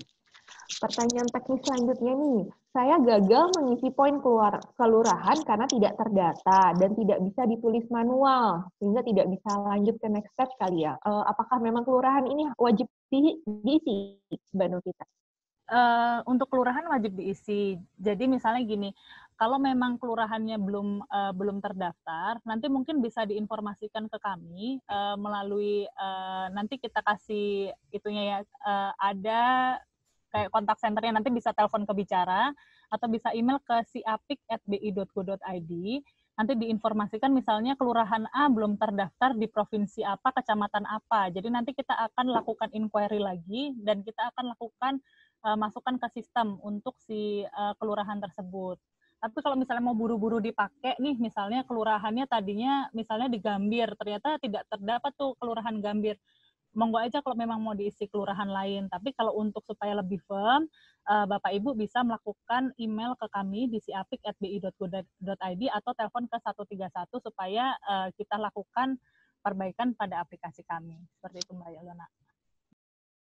Oke, jadi bisa ada saluran komunikasi khusus ya untuk kendala teknisi Apik ya, Mbak Novita ya? Ada Mbak, ada. Oke, nanti mungkin bisa di-share di chat, takutnya ada yang tadi tidak sempat mencatat, jadi kalau ada kendala-kendala teknis, bisa menghubungi, terkait si Apik, bisa menghubungi saluran komunikasi tersebut ya. Untuk batasan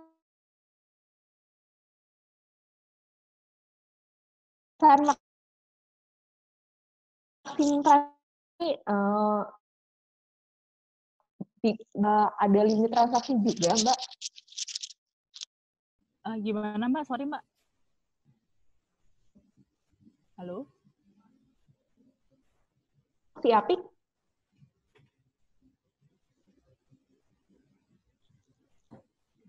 Halo? Oh, Mbak, suara saya udah terdengar? Udah Mbak. Gimana Mbak? Oke. Apakah ada batasan limit transaksi, Mbak, untuk aplikasi si Apik?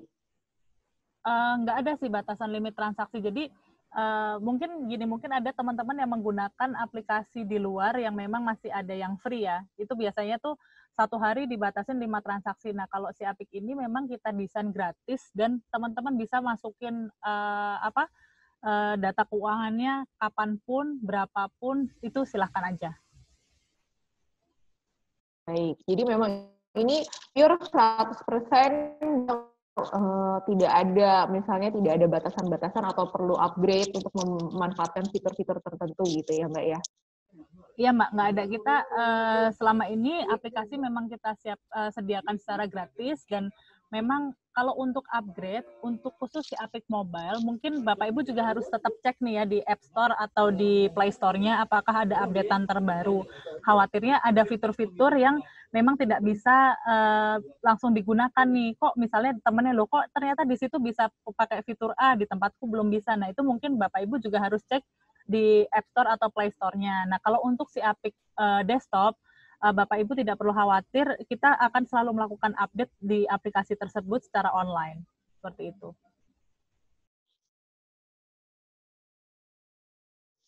Baik, Mbak. Mbak, kalau menggunakan handphone, apakah bisa? Sorry, yang apa nih? Yang si Apik desktop ya? Kalau yang ya, si Apik web? Si Apik web bisa dipakai bisa dipakai untuk di handphone bisa. Maksudnya dia pasti akan fit size di layarnya itu, tapi bisa digunakan. Nah, ini yang perlu diperhatikan juga untuk di si Apik desktop jika Bapak Ibu melakukan aksesnya menggunakan laptop atau komputer, itu juga harus dengan notes menggunakan modern browser. Apa sih modern browser? Misalnya Chrome, Mozilla, Firefox, atau Internet Explorer yang versi 11. Nah, itu nanti di web si Apiknya kelihatan kok. Jadi itu bisa digunakan di Chrome Bapak Ibu yang di mobile bisa, atau di desktop juga bisa. Seperti itu. Oke, baik. Terima kasih banyak Mbak Novita dan Bu Mega.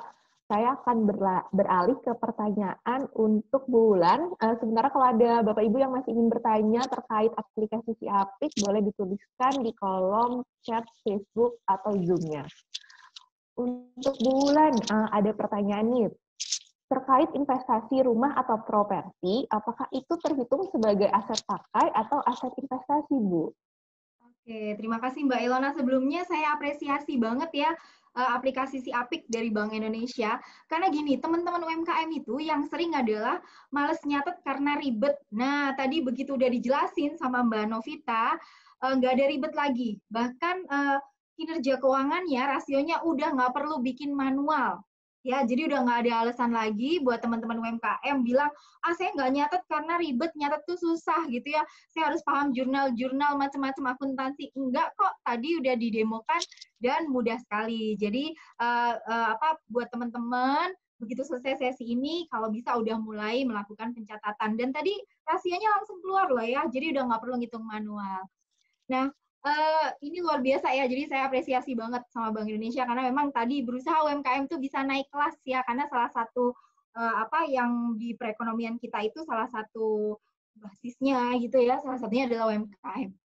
Nah, ini ada pertanyaan tadi ya, kalau aset properti, apakah dia masuk di aset pakai ataukah aset investasi?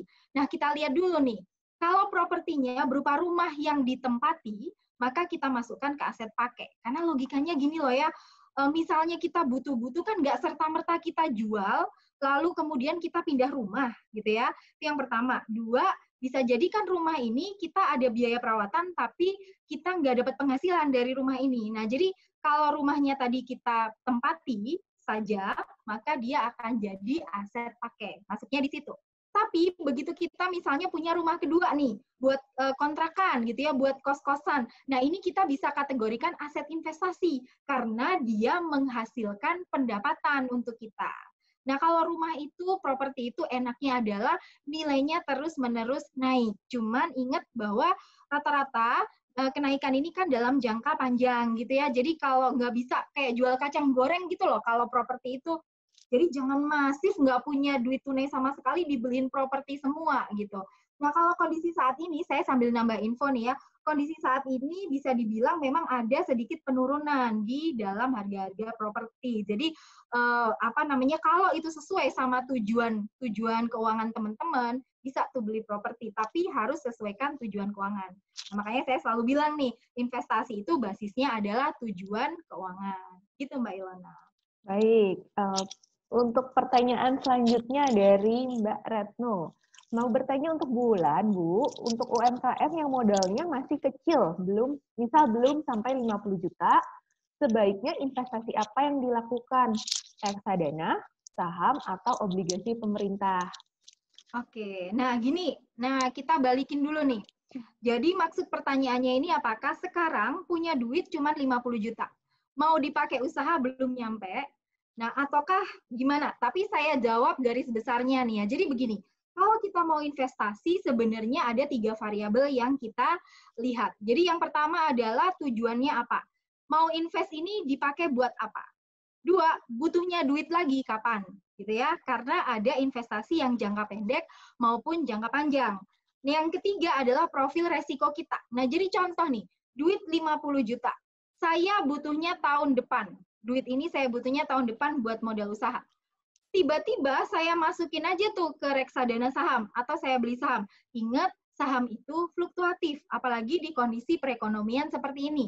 Jadi kalau jangka waktunya 1 tahun itu tidak disarankan untuk beli saham.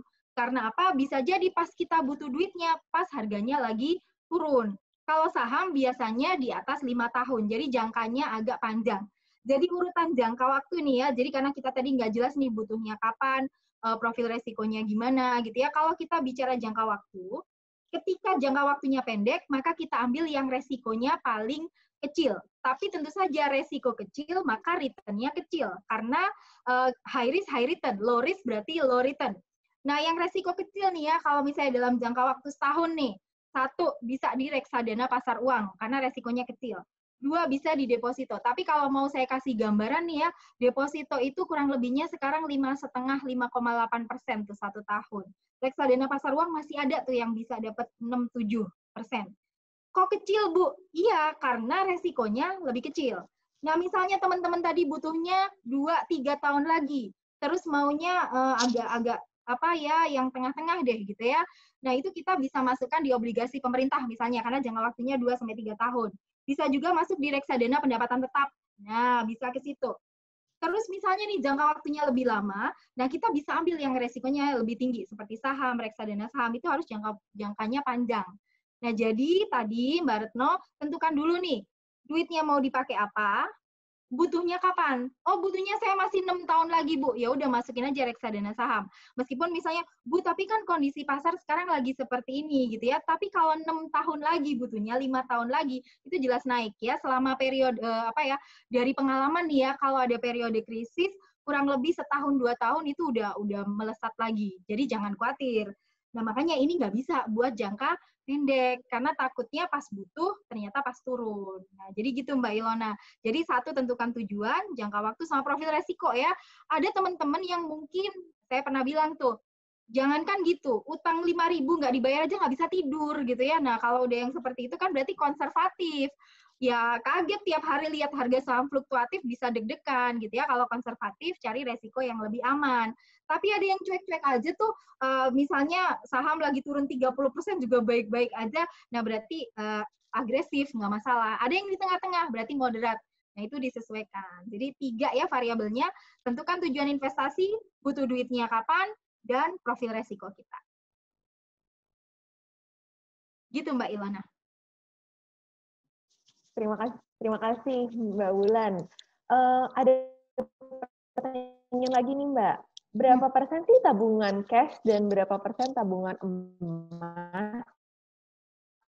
Oke, jadi ini bandingannya adalah cash sama emas. Nah, saya jelaskan dulu nih bedanya. Jadi sebenarnya dua-duanya itu sama-sama aset liquid ya. Jadi gampang dicairkan. Kalau liquid itu gampang dicairkan. Jadi misalnya kas, tabungan, deposito, emas, reksadana pasar uang itu kan gampang dicairkannya kapan aja butuh, bisa langsung dapat duit gitu ya. Nah, beda karakteristiknya apa? Kalau emas itu sifatnya kita lebih hedging, ya perlindungan terhadap inflasi. Jadi supaya duit kita nggak kalah sama inflasi. Kenapa? Karena gini ya, kita beli emas hari ini pakai harga beli. Tapi begitu kita jual hari ini juga, maka dia akan pakai harga jual, dan itu harganya turun. Belum lagi kalau misalnya emasnya bentuknya perhiasan, pasti kan ada potongan gitu ya. Cuman ketika dia dipegang dalam jangka yang lumayan gitu ya, misalnya setahun kemudian baru dijual, maka dia lebih harganya akan terus meningkat, ngalahin inflasi gitu ya. Jadi balik lagi ke tujuannya tadi gitu. Kalau memang tujuannya salah satunya perlindungan terhadap inflasi, silakan ambil emas. Prosentasenya gimana? Nah, ini memang tidak ada rumus pasti karena perencanaan keuangan itu sifatnya individu. Ya, jadi sifatnya macam-macam, per individu itu beda. Jadi tergantung tadi. Nah, misalnya kasusnya ini kan berarti pilihannya kas atau emas untuk dana darurat. Nah, itu monggo teman-teman tentukan sendiri nih. Saya contohkan nih, kalau dana darurat bisa ditaruh mana aja. Kalau tabungan biasa, nah biasanya nggak enaknya adalah dia satu, karena suku bunga lagi turun ya, suka kalah nih sama inflasi, terus ada biaya administrasi dan macam-macam. Terus yang kedua bisa taruh di deposito. Cuman memang iya, suku bunga lagi turun. Dan kalau deposito itu dari hasil itu ada pajak kurang lebih 20% gitu kan. Nah, terus habis gitu teman-teman bisa juga nih taruh di reksadana pasar uang. Keuntungannya apa? Hasilnya bisa lebih tinggi dari deposito, pencairannya cepat, dan biasanya dia nggak potong pajak lagi. Jadi udah bersih yang kita terima. Nah, ini pilihannya tergantung teman-teman, karena kan kita nggak ngerti ya, daruratnya orang itu kan beda-beda. Ada orang yang sering banget ngalamin keadaan darurat, ada yang ya biasa-biasa aja gitu ya. Jadi nanti proporsi ditentukan sendiri. Cuman memang aturan utamanya menurut saya adalah diversifikasi. Ya, jadi tetap don't put your eggs in one basket. Jangan taruh telur dalam satu keranjang. Keranjangnya jatuh, nanti pecah semua.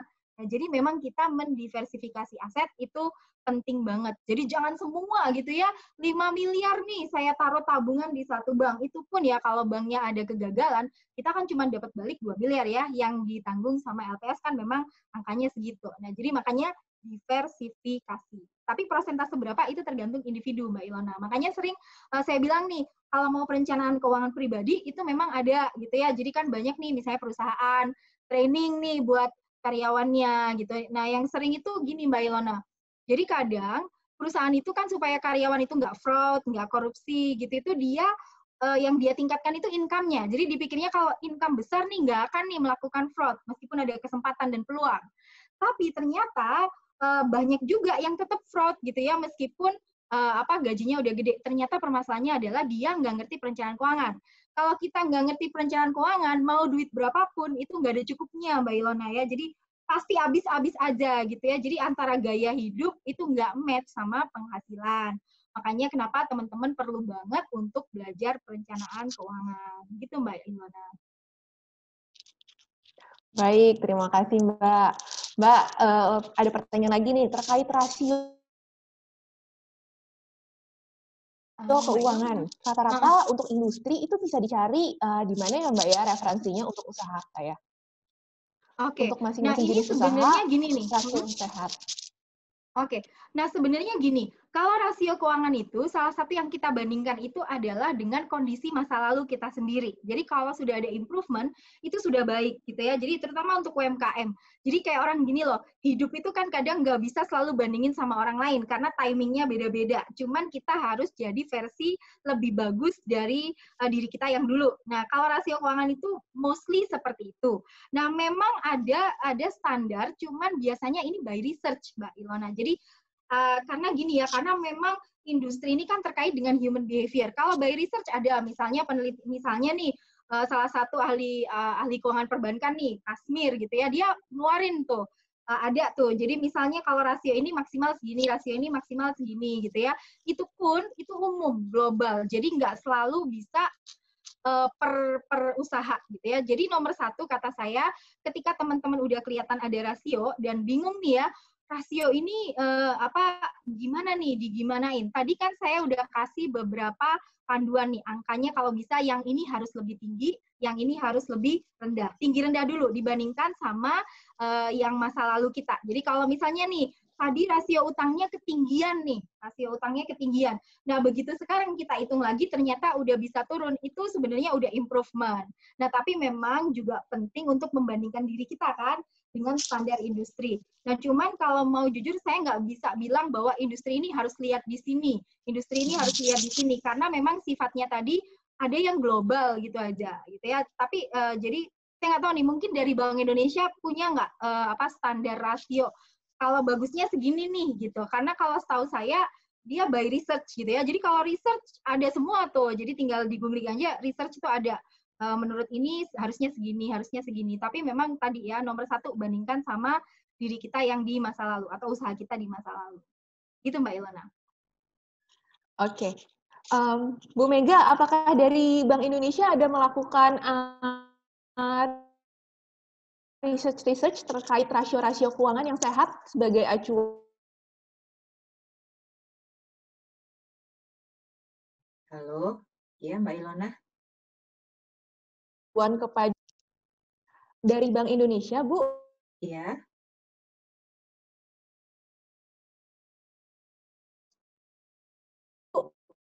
Jadi acuan untuk masing-masing industri? Kalau sebenarnya sama seperti yang disampaikan Mbak Wulan tadi ya, kalau Bank Indonesia sebenarnya tidak menetapkan suatu standar rasio tertentu yang menjadi acuan, harusnya sehat berapa itu. Di Bank Indonesia tidak menetapkan standar-standar seperti itu sih Mbak, kecuali riset-riset ataupun kajian yang dilakukan terkait standar-standar rasio tersebut, seperti yang disampaikan Mbak Wulan tadi. Oke, baik. Berarti untuk bisa mengimprove rasio dari masa sebelumnya aja, periode sebelumnya sudah cukup baik ya. Jadi dari waktu ke waktu itu rasionya diimprove seperti itu ya. Tidak kalau misalnya belum bisa mencari rasio pembanding. Baik, Bu Mega, ada pertanyaan lagi nih. Terkait laporan keuangan yang dihasilkan oleh si Apik untuk pengajuan modal, apakah sudah dianggap sah tanpa ada pernyataan dari auditor atau dan gitu, Bu? Apakah tanpa pernyataan dari auditor independen, laporan keuangan dari si Apik itu sudah bisa digunakan? Jadi ya Mbak Ilona, jadi kalau untuk laporan keuangan yang dihasilkan oleh si Apik memang sudah sesuai dengan standar akuntansi keuangan, karena kami juga dalam proses pengembangannya pun bekerja sama dengan IAI. Tetapi kalau untuk usaha-usaha yang memang sesuai ketentuan itu memang harus mendapatkan pernyataan dari auditor, itu tetap harus memenuhi ketentuan itu ya, karena kalau dari si Apik sendiri tidak sampai ke sana gitu. Seperti halnya misalnya perusahaan yang berbadan hukum perseroan terbatas, kalau sesuai undang-undang PT kan misalnya mereka harus memiliki laporan keuangan yang mendapatkan pernyataan dari auditor. Nah, itu harus dipenuhi sesuai kriteria undang-undang itu. Jadi kalau si Apik tidak sampai ke sana sih. Kami hanya menyajikan laporan keuangan yang memang sesuai standar akuntansi keuangan. Demikian Mbak Ilona. Baik.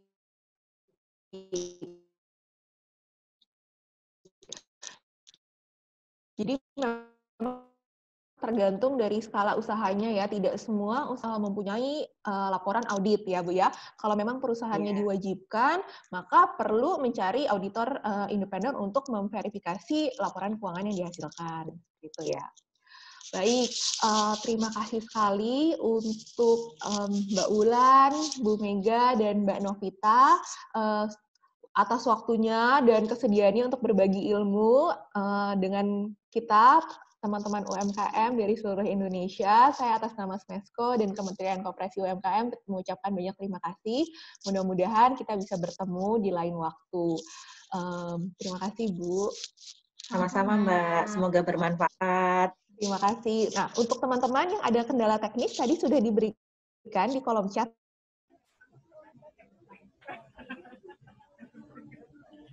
Ya, terkait dari tim BI, mudah-mudahan ada yang bisa membantu ya Bu ya nanti ya untuk kendala teknisnya ya. Iya, silakan.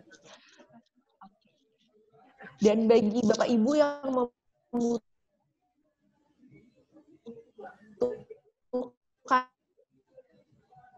info, memang sering memberikan pelatihan pribadinya atau di Instagram Bu Wulan yang tadi ada tertera di slide ya.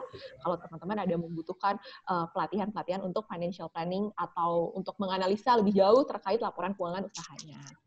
Baik, sekali lagi saya ucapkan terima kasih kepada Bapak Ibu yang sudah berpartisipasi siang hari ini. Semoga kita bisa berjumpa di lain kesempatan ya. Selamat sore. Terima kasih. Selamat sore. Terima kasih Mbak Terima kasih Ilona, Mbak semuanya. Mega, Mbak Novita, teman-teman.